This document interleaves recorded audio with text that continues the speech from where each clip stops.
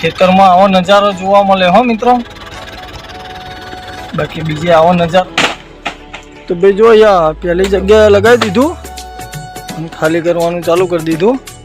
અહીંયા ખેરાલો જો આ વિસનગર ક્રોસ કરીએ છીએ અત્યારે અડિયાઈથી જઈએ ખાલી કરવા માટે. પછી અત્યારે ગોઝારિયા ક્રોસ કરીએ છીએ આપણે. આ રીતનો વ્યૂ આવે છે ગોઝારિયાનો. હાલો તો મિત્રો, ગુડ મોર્નિંગ, જય માતાજી, જય મેલડીમાં. આપણા એક નવા બ્લોગમાં તમારા બધાનું સ્વાગત છે. અત્યારે વાગી ગયા સવારના 7 અને આપણે આવી ગયા ગાડી ઉપર. અને આપણે રાત્રે લોકલ ડ્રાઈવર જો તો ગાડી ખાલી કરીને આવતો રહ્યો હતો લઈને. તો હવે અહીંયાથી નીકળીએ, આપણે જઈએ સાણંદ ગાડી ભરવા. તો પહેલાં ડીઝલ ટાંકો ફૂલ કરાવી દઈએ. તો મિત્રો જુઓ, અહીંયા સરસ મજાની આપણે અગરબત્તી પણ કરી દીધી. સવારમાં મસ્ત અગરબત્તી થઈ જાય આપણે. તો હવે ડીઝલ ટાંકો ફૂલ કરાવી દઈએ, પછી ભાગ્યે અહીંયાથી જઈએ સાણંદ ભરવા માટે. તો ભાઈ જુઓ, અહીંયા ડીઝલ પુરાવાનું ચાલુ થઈ ગયું અને 59-60 લીટર જેવું આવ્યું. હજી જોઈએ કેટલા લીટરે ફૂલ થાય છે. પછી ફૂલ ટાંકો કરીને નીકળીએ આપણે ગાડી ભરવા જવા માટે સાણંદ. જોઈએ ક્યાંનું ભરાય છે જઈને. તો ભાઈ જુઓ, અહીંયા ભરાવાનું ચાલુ થઈ ગયું આઈસર. તો જોઈએ હવે કેટલા ટાઈમમાં ભરાય છે. પછી ભરીને નીકળીએ આપણે.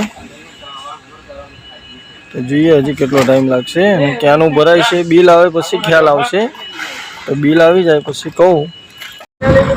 આપણે આઈસર ભરીને નીકળી આવ્યા અને આપણે માલ ભર્યો છે ખેરાલુથી આગળ. એ તો પુરીસરા કરીને કંઈક ગામ છે ત્યાં, અને એક બાજુનું ગામ છે. એક 2 જગ્યાએ માલ ખાલી કરવાનું એવું કીધું એમને. તો અત્યારે આપણે નીકળી ગયા. તો પછી આગળ તમને જર્ની બતાવું. બધા વિડીયોમાં કન્ટિન્યુ રહેજો, વિડીયો છેલ્લે સુધી જોજો. તો હવે ચાલે જઈએ આપણે આગળ. મિત્રો જુઓ, આપણે સાણંદથી લઈ લીધી ખાલી સાઈડ મુનિ આશ્રમથી અને અત્યારે કન્ટિન્યુ ચાલે જઈએ છીએ. અને આજે માલ ભરે છે ડાલીસણા, ગોરીસણા એવું બધું છે. માટલો શક્તિ જાય એવો માલ ભરેલો છે. જોઈ શકો છો, આપણે ચાલે જઈએ છીએ. આ રીતનો રૂટ છે.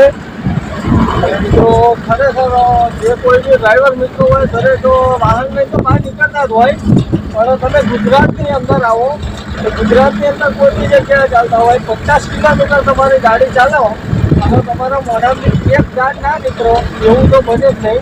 50 કિલોમીટર ગાડી ચાલે એટલે એક ગાંઠ તો નીકળી જાય. કાં તો રોડ ઉપર રોડવાળાને થાય કે કોઈ સાધનવાળાને. જેમ કે આપણા એનું પોઝિશન આજે બધું તમને ખબર જ છે. મારી વાત નહીં પણ દરેકની વાત છે. તો 50 કિલોમીટર ગાડી ચાલે એટલે એકાદી ગાંઠ તો મોઢામાંથી નીકળે છે. એટલે આ બાજુના રોડ રસ્તાની વાત છે તો તમને ખબર જ છે. એટલે આજે આપણે માલ છે ડાલીસણા, ગોરીસણા ને એવું બધું.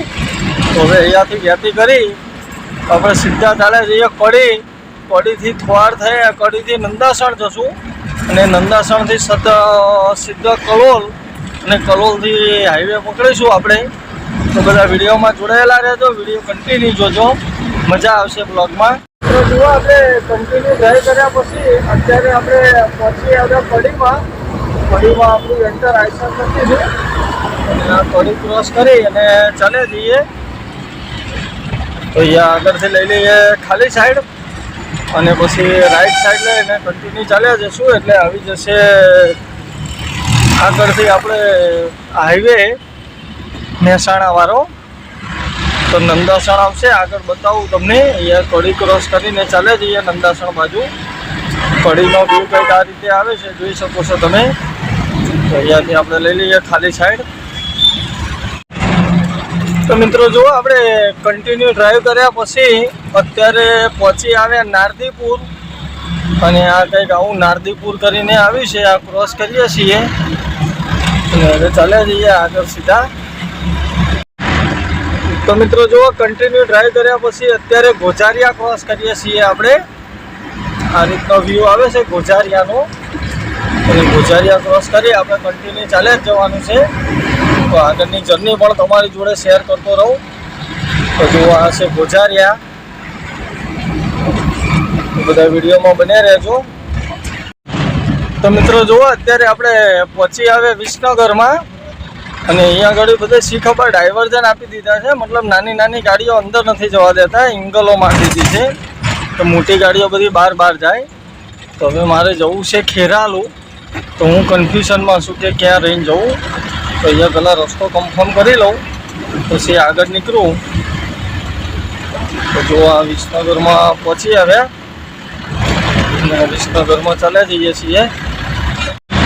તો ભાઈ જુઓ આપણે વિસનગર પહોંચી આવ્યા અને વિસનગર ક્રોસ કરીએ છીએ અને દરેક જગ્યાએ વિસનગર સિટીમાં જવાના રસ્તાએ નાની નાની ઇંગલો મારી દીધી છે.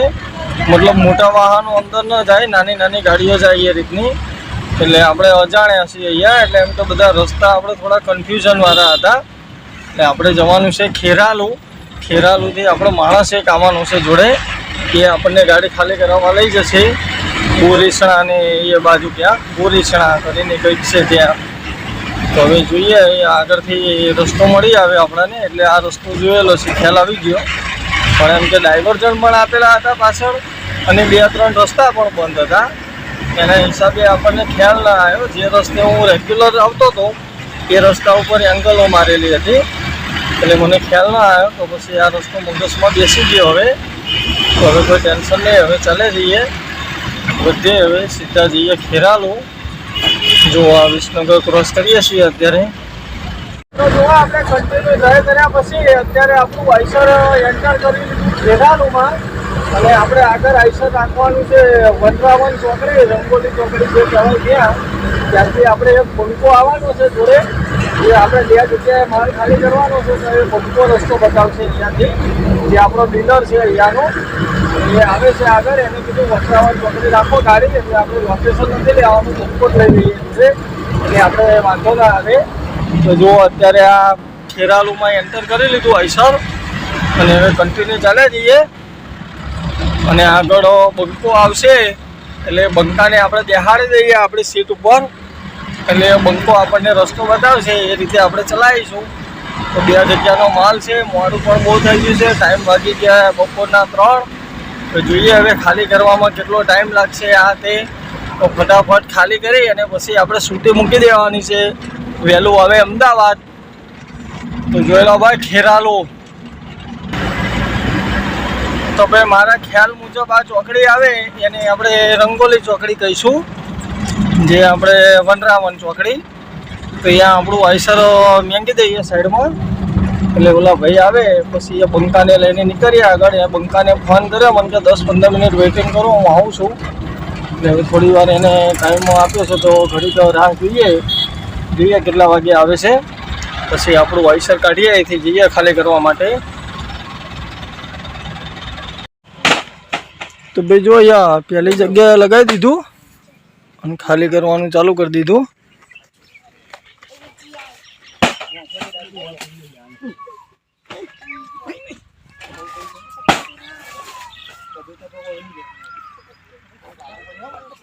તો જોઈએ હવે કેટલો ટાઈમ લાગશે, પછી જઈએ બીજે.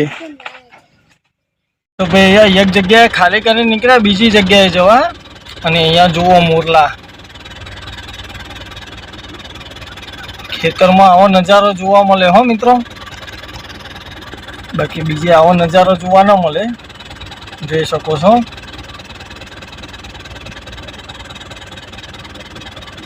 જો રમે છે મોરલા. તો હવે આપણે જઈએ બીજી જગ્યાએ ખાલી કરવા, જોઈએ ત્યાં કેટલા ટાઈમમાં આપણું આઈસર ખાલી કરે છે. તો મિત્રો જુઓ આપણે આપણું ગાડું ખાલી કરીને આવી ગયા પાછા ખેરાલુમાં અને આ રંગોલી ચોકડી પહોંચી આવ્યા. અને ગાડી ખાલી કરવામાં એક માણસ એવો ભટકાણો કે એને બહુ ટાઈમ તોડી કાઢ્યો મારો.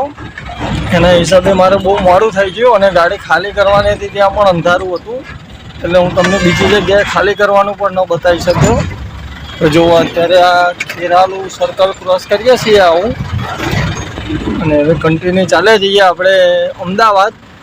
અસલાલી જવાનું છે.